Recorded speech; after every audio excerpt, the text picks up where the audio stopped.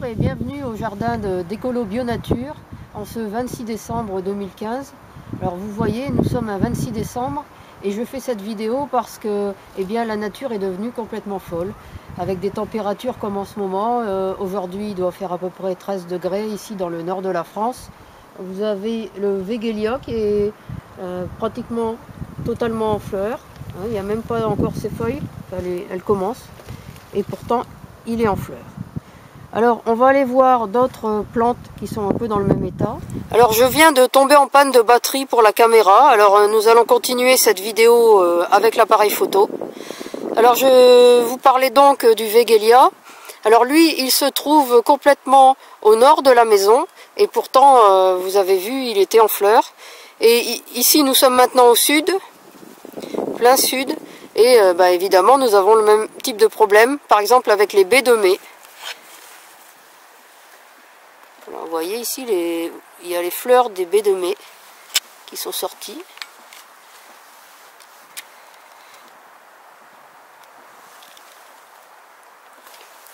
Il n'y a pas qu'une fleur. Ouais. Ça commence à sortir un peu partout. On a encore des framboises aussi. Ça c'est un avantage. Voilà. Ici.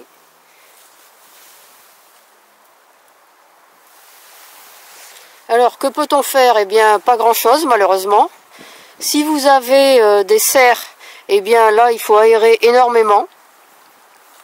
Si vous avez mis des protections à base de feuilles, eh bien je vous recommande d'écarter les feuilles pour le moment. Vous les remettrez dans une semaine ou deux quand le froid finira par arriver.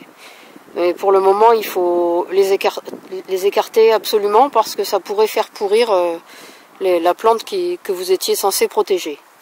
Alors, ça n'a pas que des avantages, là, on vient de le voir. Et ça a aussi un gros inconvénient au niveau des maladies. Et au niveau des insectes. Alors, je ne sais pas si avec l'appareil photo, on va s'en rendre compte. C'est pas évident. Peut-être comme ça. Non plus. Enfin, je peux vous dire que ce chou kale est rempli de pucerons. Voilà, là on voit peut-être un peu.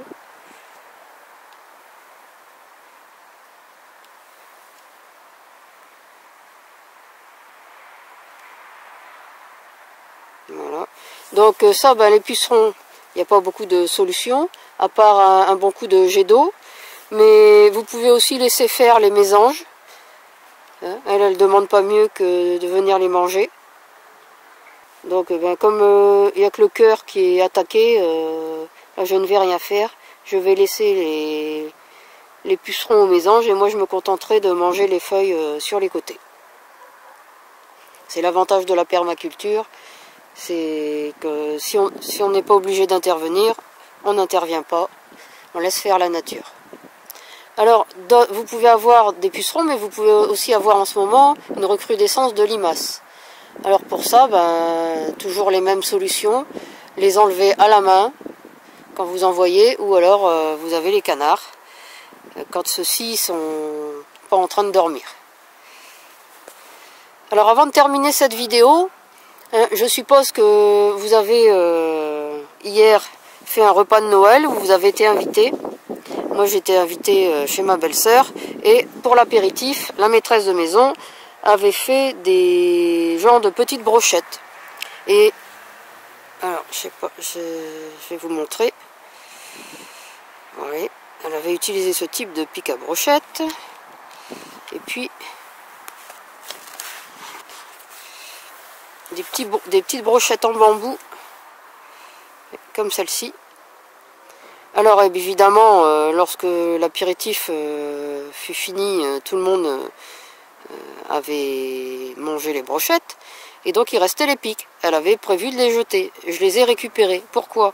Eh bien parce que, par exemple, les petites pics en bambou comme celle-là, vous voyez, ça fait comme un genre de petit ressort en haut, ce qui permet de pouvoir mettre une étiquette et puis vous mettez la brochette dans le sol et ça vous fait un repère.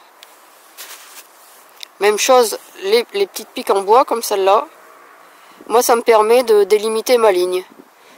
Je mets au début d'une ligne, en fin de ligne, et je trace, je fais mon trou, et comme ça, ça me permet de semer à peu près droit. Donc je les ai tous récupérés, je viens de les laver, et puis je vais les faire sécher, et je les garderai pour le jardin, pour mes premiers semis de printemps. Voilà, c'est tout pour aujourd'hui, à bientôt!